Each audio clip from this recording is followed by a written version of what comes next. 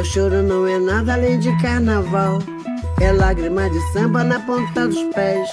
A multidão avança como um vendaval. Me joga na avenida que eu não sei qual é. Pirata e super-homem tentam o calor. Um peixe amarelo beija minha mão. As asas de um anjo soltas pelo chão. Na chuva de confetes deixo a minha dor. Na avenida deixei lá a pele preta e a minha voz. Na avenida deixei... Bom dia, professor. Bom dia, Guilherme. Tudo bem com o senhor? Quase tudo. Como que você se sente na frente das câmeras hoje? Odeio isso. É normal, a gente... Odeio câmera. Prefiro escrever, mas... Ainda bem que você aceitou, tô bem feliz que o senhor aceitou. E como prometido, você tá aqui. É uma pessoa que eu queria muito fazer. Foi, tipo, a primeira pessoa, quando eu pensei em fazer o projeto, eu pensei no professor Daniel. Sinta-se honrado. Não entendo essa preferência, mas agradeço por ela. Pode se Obrigado. sentir honrado. Então vamos começar. O primeiro tópico que eu queria abordar, eu queria que você falasse um pouco, tipo, da sua infância, como que foi, se você teve pai e mãe presente, porque, mano, ninguém conhece a sua história de vida. Você vem da aula e é só isso. E acabou, e a gente fica muito curioso, né, para saber o que te tornou a pessoa que você é hoje. Os meus pais são Sebastião e Dona Maria de Rezende Ribeiro. Meu pai é bombeiro, agora aposentado, minha mãe é professora. Então, assim, a gente teve bastante suporte na infância, tanto da parte do meu pai quanto da minha mãe. Somos 4 irmãos, né? São 2 homens e 2 mulheres. Eu acho que eu tive uma infância razoavelmente feliz. Sua mãe, ela fazia o que mesmo? Professora. Ela deu aula há bastante tempo e um período da vida dela ela parou de dar aula para cuidar da gente. Então, assim, presença dos pais, pai e mãe, a gente sempre teve. E nessa época sua de infância, qual que eram as suas influências, assim, que tipo, você olhava e falava, puta, esse cara é foda, ou não tinha isso? Eu sempre gostei mais de livros do que de pessoas. Mas sempre são preferi pessoas que escreveram mais livros. pessoas assim que me inspiraram. Eu tive ótimos professores. Eu me recordo muito do professor Hélio, que foi meu professor de história, geografia, da professora Marinês, que foi também dessa história de geografia.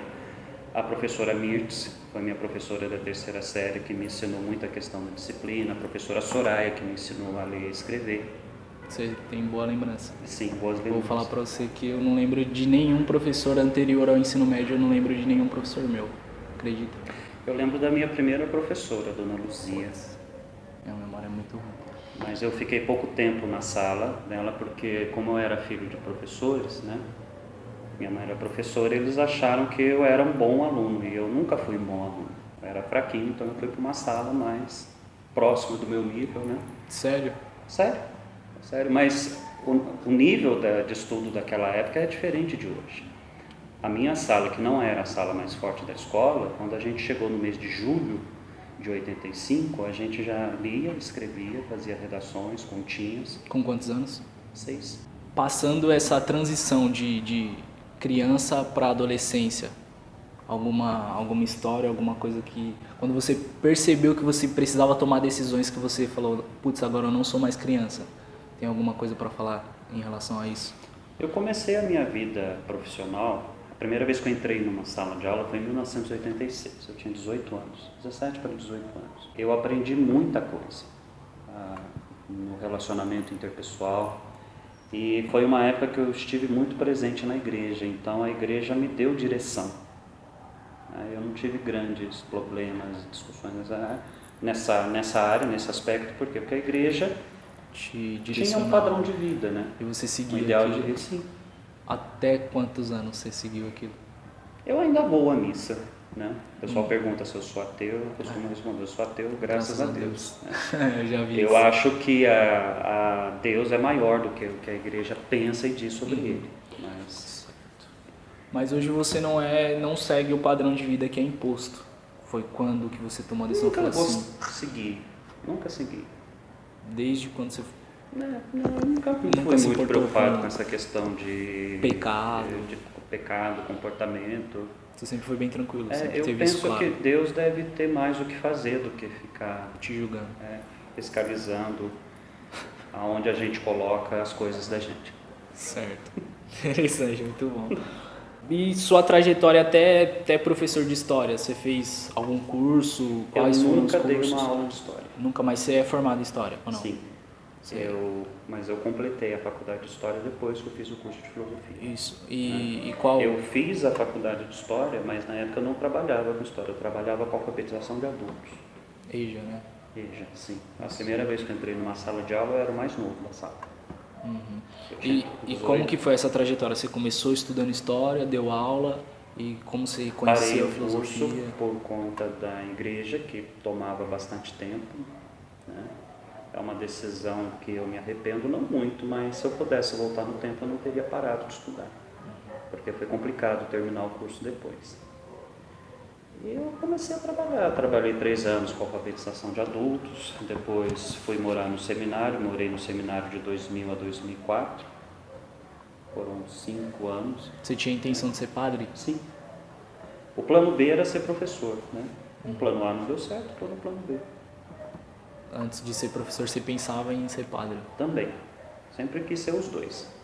Mas ser professor sempre foi o plano B. Estava lá, entre os planejamentos principais. Né? Por que essas duas coisas te chamaram a atenção e fizeram você... Por conta do papel da religião na minha caminhada, na minha vida, né? Eu acho que a influência da família também. Tem muitos professores. Na sua família? Sim. Eu acho que a influência, a gente não foge do contexto de onde a nossa gente família. está, né? Não dá para sair disso. A minha sobrinha perguntou qual que é o papel da família, né?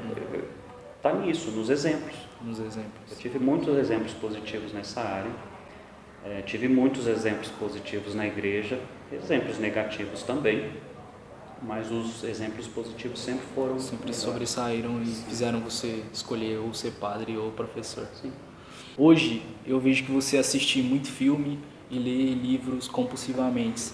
É menos do que o ano passado. Esse ano meu foco são mais os filmes. Compulsivamente, eu vejo você posta em 30 minutos, você posta que está lendo um livro diferente. Ah, não, mas são as leituras da semana. Né? Ah. Como eu não entro naquela página todo dia, então vou lendo na semana, a hora que tem uns 3, 4 Você aí posta ali. que leu. Agora eu estou Interessante isso. lendo hoje, eu estou lendo uma biografia do Einstein. Biografia do Einstein. É. Hoje. E fala um pouco dos livros, os livros tipo que você achou mais, que te chamaram mais atenção, que fizeram mais você, influenciaram mais na sua vida, que foram mais importantes para você. Eu gosto muito de um livro chamado Médico de Homens e de Almas, que é sobre a vida de Lucas, do evangelista Lucas. Mostra uma briga dele com Deus o tempo todo no livro, muito realista. Eu gostei muito também O Sol é para Todos, da Harper Lee. Como Era Verde Meu Vale, tem muita coisa, mas esses 3 assim são livros que eu levaria para uma ilha deserta. Leria Eu leio com frequência. com frequência. E livros para você indicar para a nossa geração, que é Os o 3. tema. Indico os 3. Só esses Médico de 3. Homens e de Almas, para a questão da espiritualidade. A da Harper Lee, O Sol é para Todos, para a questão da família. Né? E deixa um aí para a pessoa escolher. Certo. A pessoa pode escolher, é muito bom a pessoa ter o direito de 2, escolher. esses 2 eu recomendo. E entrando nesse tema de gerações, eu queria que você falasse um pouco das diferenças das nossas gerações, da minha para a sua. Eu acho que a minha geração é muito superficial. Honestamente, eu não vejo diferença nenhuma. De As certo mesmas serviço. reclamações que nós fazemos de vocês, nossos pais faziam da gente. E Sócrates fazia da geração anterior a ele. Mas você não acha que a sua geração era um pouco mais interessada, procurava mais a fundo? A gente costuma idealizar isso, né? A gente costuma deixar o nosso passado mais bonito que o passado dos outros. Certo, mas eu não vejo a gente diferença, tem muita influência, voltando no assunto da mídia, a gente tem muita influência da mídia e os assuntos é muito. Então, acho que na sua época, na época da minha mãe, você tinha que procurar mais um pouco para você conseguir conversar e dizer que você meio que entendia do assunto. Tá, você tinha mais dificuldade de acesso às informações. Certo. Você não pesquisava no Google porque não existia o Google. Você ia na biblioteca, pegava uma enciclopédia enorme e olhava. Mas eu não vejo diferença em relação à questão de comportamento, de disciplina. É só a população hoje tem mais acesso à informação que a nossa geração não teve. Mas as atitudes, a postura, eu não vejo Mesma muita coisa. diferença nisso. Não. A minha 7ª série foi uma 7ª série horrorosa, horrível, Deu muito trabalho. bastante. E assim, quando eu vejo um aluno fazendo bagunça hoje, eu não sinto raiva, ódio, medo, eu sinto tédio, porque eu já vi isso acontecer antes, mais de uma vez. Você entende? É. Entrando nesse assunto de sala, eu queria que você falasse um pouco das salas que marcaram você, dos alunos que marcaram você, dos seus colegas que estão presentes ou passaram na sua vida, trazendo para esse mundo de escola, de... Eu prefiro não citar nomes, porque Pode contar já passaram mais de 10 mil alunos. Já dei aula para mais de 10 mil pessoas. Muita gente boa e muita gente ruim.